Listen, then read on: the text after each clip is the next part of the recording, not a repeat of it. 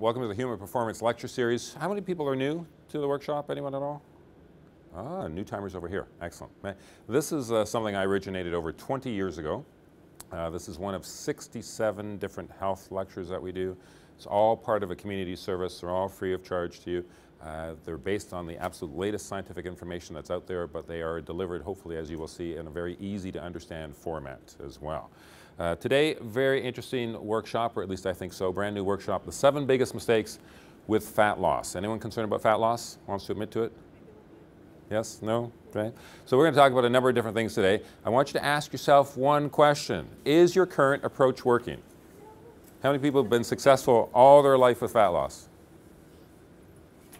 I don't see a single hand, one hand going up. Let me get them. Okay. So, and here's the thing. It's not hard to lose fat if you have the right information to act upon it. Does that annoy you when I say that?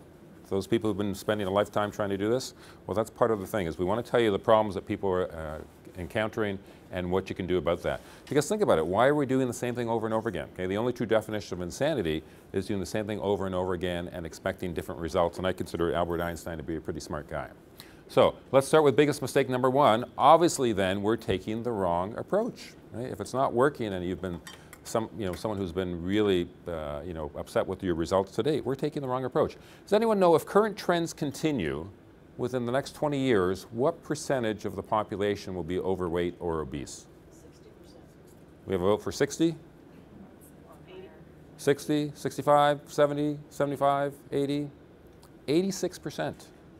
Now, how is that if we live in a world where we're supposed to know so much about nutrition, we're all supposed to be out exercising more and more, we're supposed to be taking more responsibility for our health, and yet if current trends continue, 86% of the population will either be overweight or obese within the next 20 years.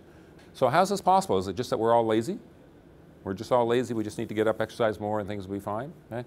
Well, guess what? Is we're taking the wrong approach, and what I need you to understand is I need you to understand how important this is.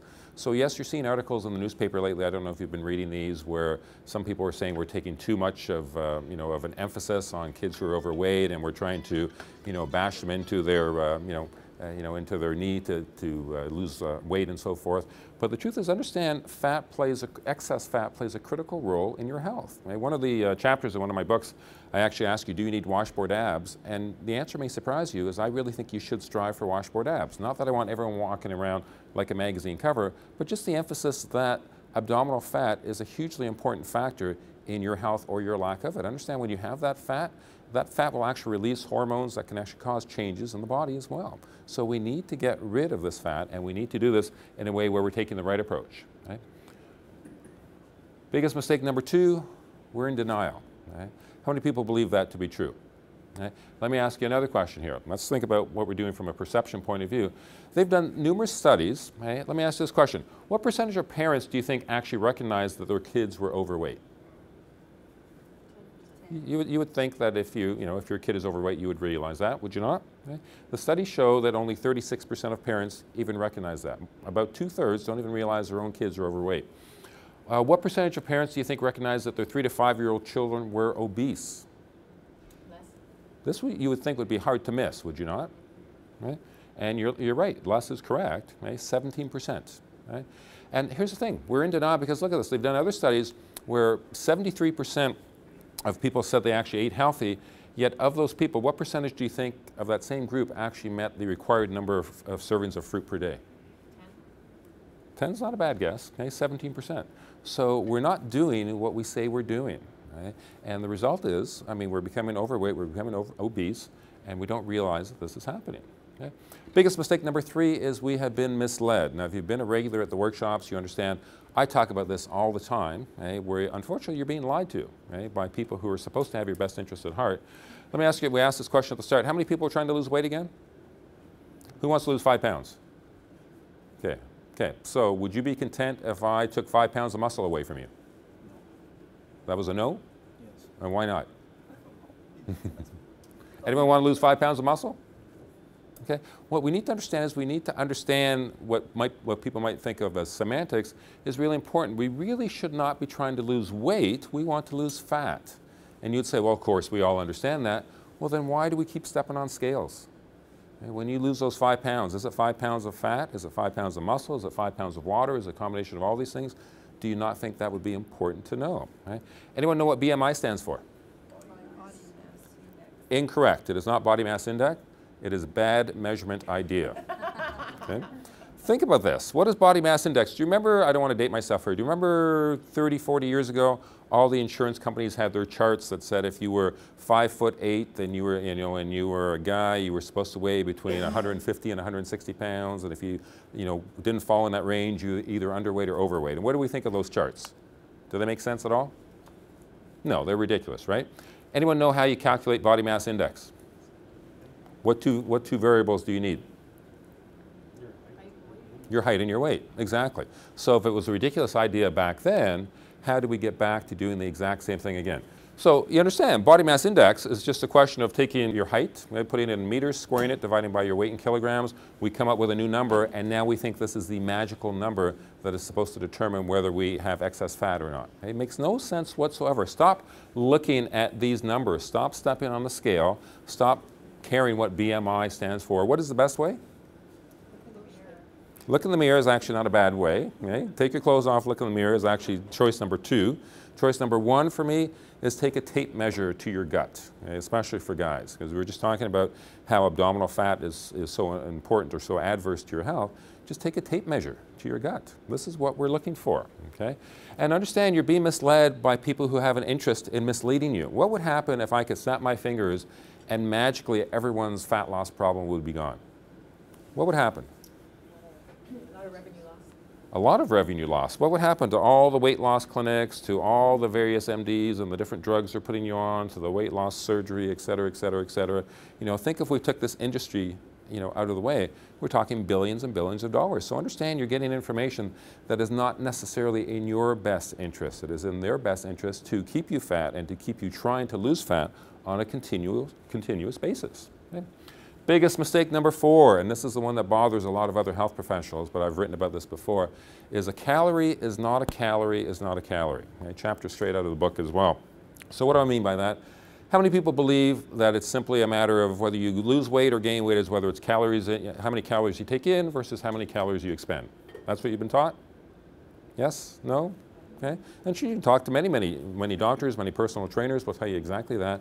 That's simply not true. If that were true, we really don't have a weight problem, we have a math problem. Right? Apparently no one knows how to count how many calories are coming in versus how many calories are coming out. You want me to prove that to you? Let me give you 4 different examples. Right? Example number 1, how many people have been told that if they eat breakfast, they'll actually lose more weight? You've been told that? That's true, and study after study after study has confirmed that. So how is that possible if we're putting more calories into our body? How is it possible that that's actually beneficial to us? Right? Obviously, the whole idea of calorie is a calorie is a calorie is not true. Okay? Example number 2, how many people have seen the same way we saw the weight loss charts? How many people have seen those charts that say, well, if you run for a half an hour, you burn 110 calories, and then if you eat an apple, that's 110 calories that come back into your body? Have you seen those?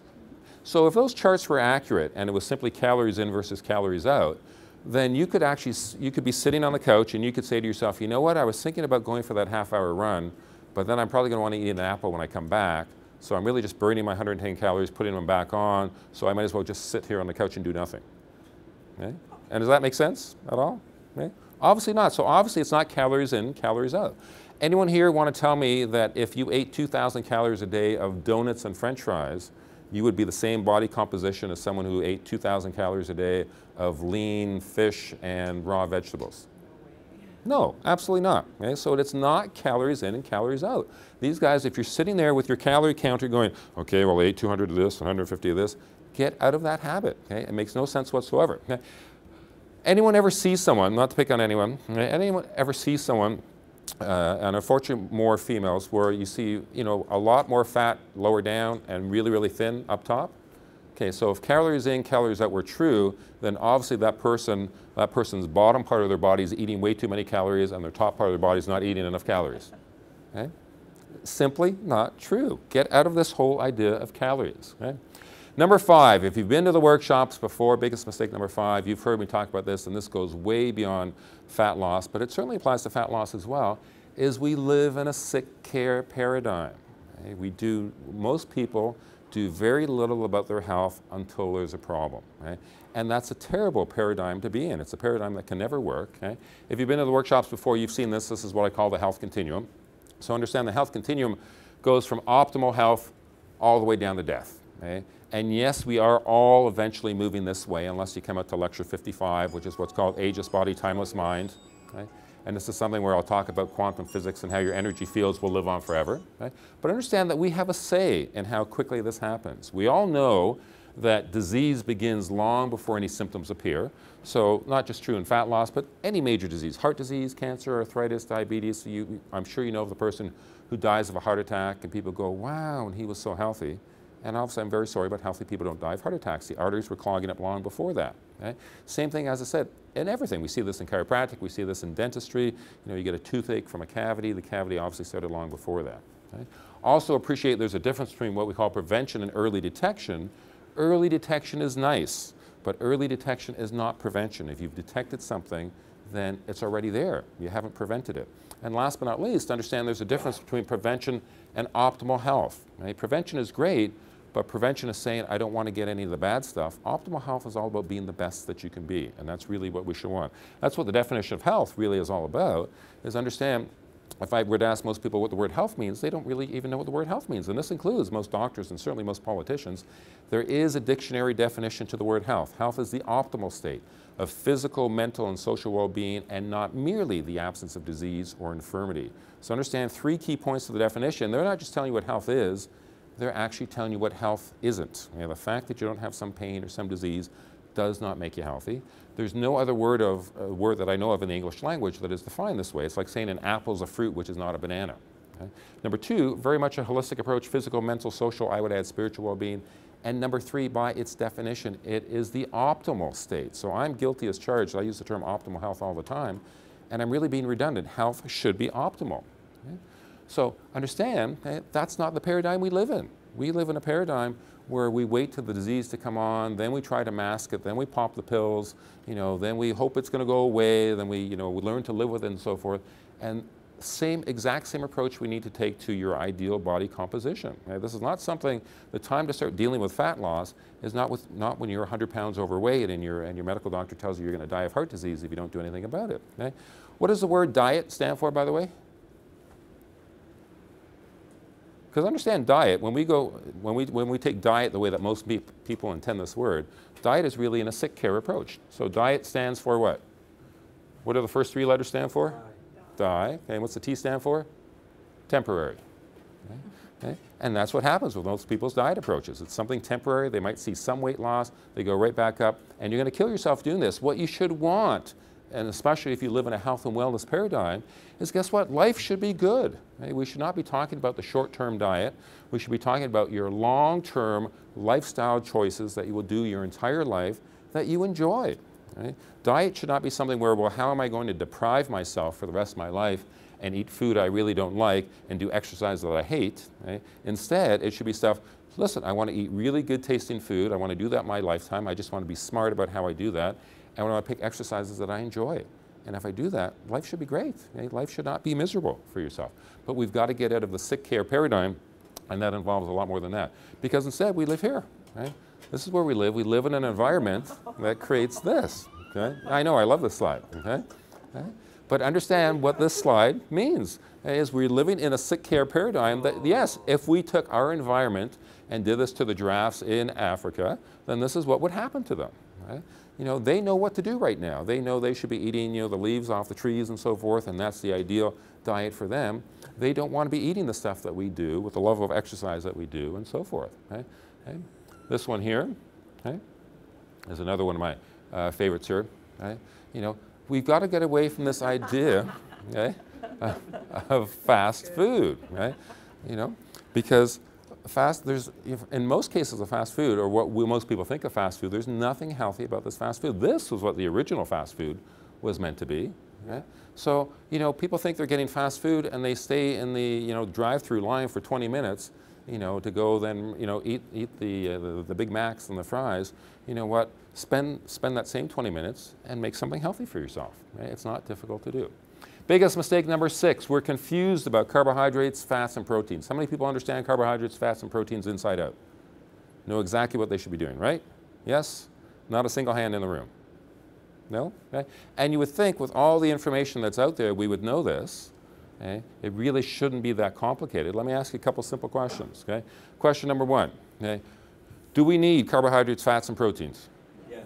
Yes, absolutely. We need all three of them. Right? You need all three of them, but we've been so confused. I've actually seen this in this very building here on the food court, okay, in the World Exchange Plaza here.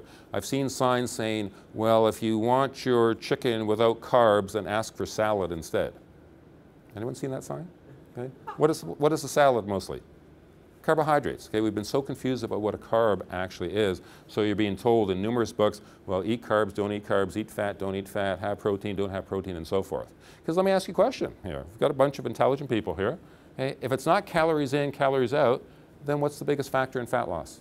There's been decades of information out there, and how is it this group of intelligent people, we still don't know the right answer? And really, the science is clear, so there should not be this confusion out there. Okay?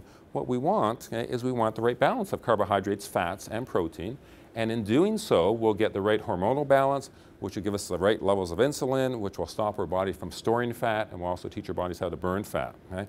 But instead, what are we getting? Anyone ever go onto the websites of the American Heart Association or the American Diabetic Association? What are they teaching you there? If I were to go to the website of the American Heart Association right now, they would tell me that I need 6 to 8 servings of bread, pasta, cereals. Okay? That's absolutely one of the worst things that you can do to yourself, because what that does is those are poor choices of carbohydrates that will spike insulin levels, that will create fat storage. And if that's coming from the American Heart Association, remember before I told you you're being misled? It's a terrible way to go. And again, today the purpose of today's lecture is to talk about the 7 biggest mistakes. So I don't want to tangent off. We'd be talking for hours here. But you want good quality carbs. So your good quality carbs are going to be vegetables, vegetables, vegetables. Right? Far better than fruits, by the way. And you do not want 6 to 8 servings of bread and pasta and rice and everything else, whether it's whole wheat or not. Right? And that's a different lecture. You do want fats. You should not be scared of fats in your body, but some intelligent fats, more the essential fatty acids especially, your omega-3s and your omega-6s. And you need to eat more protein, especially women, especially for breakfast, because it is that balance of protein, fat, and carbohydrate, especially protein and carbohydrate, that will run those insulin, those hormonal levels. No one has ever gotten unhealthy by eating too many vegetables. I've never seen anyone say, I'm fat because I ate too much broccoli today, right? Unless that broccoli is fried, covered in goops of cheese, and so forth. Right? And that's what I'm telling you, right? Is you can enjoy life. You can eat. You can stuff yourself and still maintain an ideal body composition if you're eating things properly and eating the right way as well. It does not have to be, rice cakes and distilled water. And by the way, that's a terrible way to actually try to lose fat as well, right? But you've got to stop listening to these guys who have no idea of what they're talking about. And unfortunately, in today's society, that includes the American Heart Association, the American Diabetic Association, and numerous other, so-called associations and MDs and so forth, who, shall we say, getting back to one of the other points, would be out on a lot of money if we suddenly had a world that was perfectly healthy out there. Okay? And I don't want to be the conspiracy theorist and so forth. That's just simply not based on the science whatsoever. Okay? Probably the best book, I've written 5, but the best book if you want to look at the science is a book by Gary Taubes, who actually looks, T-A-U-B-E-S, who's gone through definitely a more difficult read for some people for sure, but 400, 500, 600 pages of all the science that's ever been done on this. And again, you'll have the conflicting advice, but he gets right down to the science and he'll tell you exactly what I'm talking about is what he talks about as well. And that brings me to biggest mistake number 7. Okay? We don't get the right professional advice. Okay? Everyone thinks they're an expert. Okay? But if everyone was an expert, then how was it that in this intelligent group of people, no one knew the biggest factor in fat loss? Okay? And if everyone was an expert, then why is it that 86% of the population is going to be obese or overweight? Okay? We all think we know what to do, but that brings me back to my question, is your current approach working? And if it's not working, you need to change that approach. And you say, well, hold on, I don't need professional advice to lose fat. Well, guess what? If it hasn't been working for years and years and years, then yes, you do. Okay? If you had heart disease, would you ever think of saying, oh, I don't want to go see anyone for my heart disease, I know what to do? Okay? And guess what? Fat loss should be considered just as important. right? Because fat loss will play a role in heart disease, not to mention a whole bunch of other diseases as well, not to mention your overall health. Okay? We need to appreciate that if something's not working, there is a need for professional advice. Now then, of course, the question comes, where do you get that right professional advice? Well, we just showed you how terrible the government was with that, with the American Heart Association, you know, and the diabetic associations and so forth. You know, medical doctors do not get a lot of training in nutrition at all. Okay? The weight loss clinics certainly have their vested interests for sure. Right? Your family and your friends, like I said, if you are the picture of health, then that's great. You have some smart family and friends, and you know, and you're doing the right thing. Right? If you're not, then you need some good advice out there. Right? Now, this will consider the original weight loss supplements, right? And that's what, again, what most people are taught. Well, you're just not dieting enough, and you're just not exercising enough. And yes, those are two important components. But remember, we don't want to do the diet thing. We want to do long-term, lifetime healthy eating. Okay? And we're not looking for weight loss. We're looking for fat loss as well. Okay? The place to start, this was not a cheap plug to talk about my book here, but you don't need to go and spend $2,000 at a weight loss clinic. For $19.95, 1% of that is you get all the information you ever wanted to know about how to eat healthy for the rest of your life, and it's very easy to lose fat, you know, when you do that. In addition to that, you do need the right professional advice where you can get truthful, accurate information, whether it's the status quo or not. The fact that the whole world thinks, you know, that there's one way to lose weight, well, if they're not losing weight or not losing fat, that's the wrong way.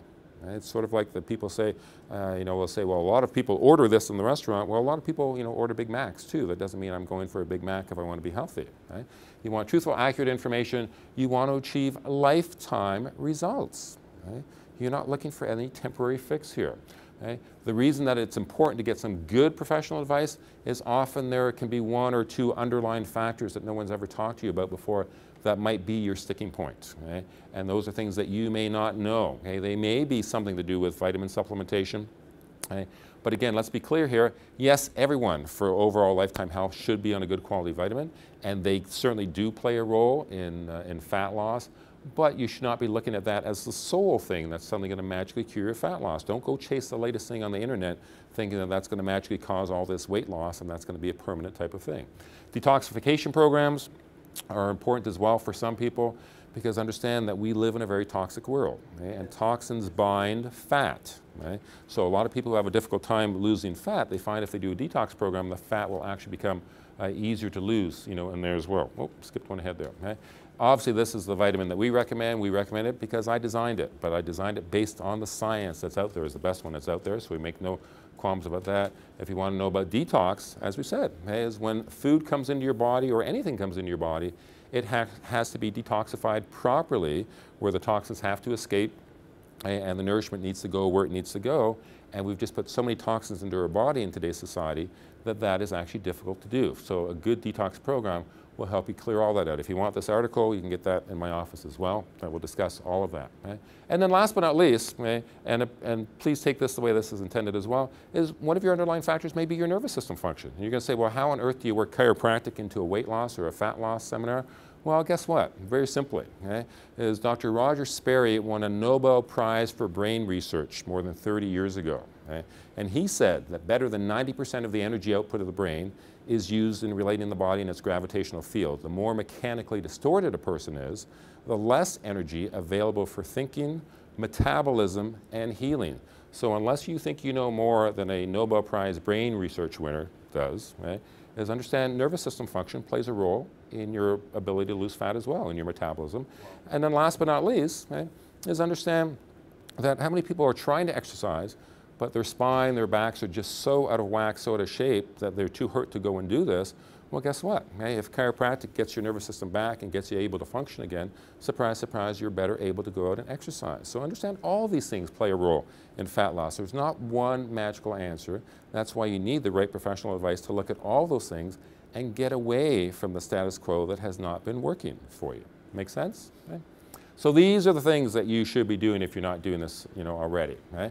Is call us today, okay? 613-668-1036. You guys, as I said, are all patients, either for that right professional advice or for that chiropractic consultation and exam if you haven't done so already. If you want the book, okay, the book is available pretty much everywhere, but you can get it in the World Exchange Plaza. You can go on drzonline.com, go to yourhealthstore.ca. If you go to those places, you can get digital downloads immediately as well.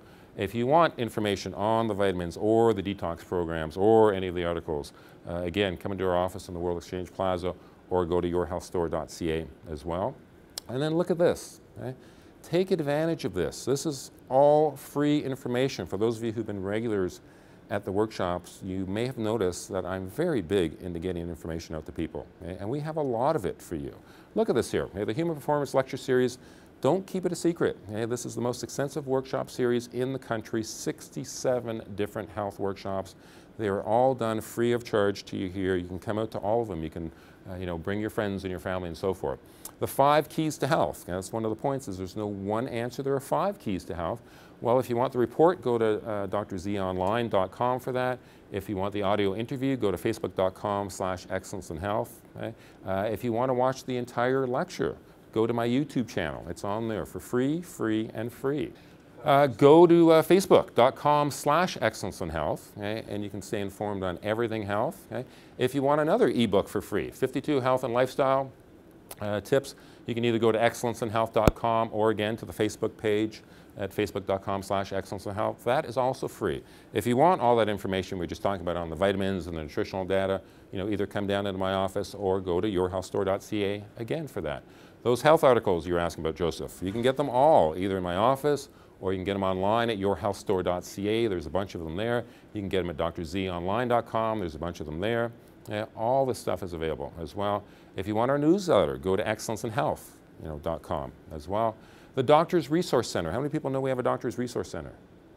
Okay, one of the things, 2 people of the whole group. So, one of the things is it's tough to find good, credible information. So go onto the website, either at excellenceinhealth.com or the Facebook page, facebook.com/excellenceinhealth. The Doctor's Resource Center is a team of about 1,000 health professionals, and you get information on thousands of different health conditions, drug interactions, vitamins, even recipes, homeopathy, vaccines, et cetera, et cetera, et cetera, et cetera. And this is all free stuff. Free, and free. Okay? Allow us to help you, help us to help others, share the information. We want the world to know what's going on, out there, and take control of your health and start taking action now. You now know more about proper fat loss than most doctors and health professionals out there. You just need to get out of the status quo and out of the myths that are out there and so forth.